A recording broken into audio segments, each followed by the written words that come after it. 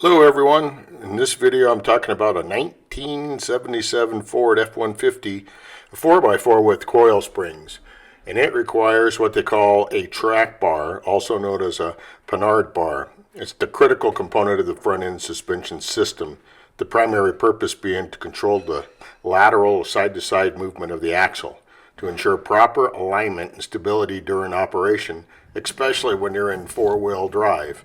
Now there's a bushing on either side, a passenger side and a driver side, and here I'm replacing the bushing on the passenger side. Here you can see slop in the bushing when the steering wheel is turned back and forth, and excessive slop shows up as slop in the steering system.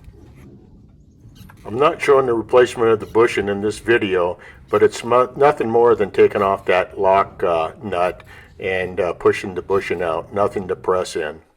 Well, this is the track bushing. This is a new one here, and this is the old one I just took out. And they don't look a lot different, so I'm hoping this new one does something. Here's the part number to the bushing that I got at the local Napa store. I noticed that LMC Truck has it on their website for less than half the price of Napa. Both made in Taiwan, by the way. Okay, here's the new bushing after replacement. Ready? Yep. Oh, that looks a lot better.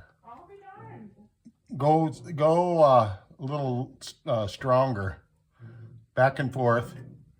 Oh, no wiggle whatsoever. Yep. Well, just so you know, I did drive the truck afterwards, and it took a lot of the slop out of the steering system. There was kind of a lump or a knot in it, and it's completely gone.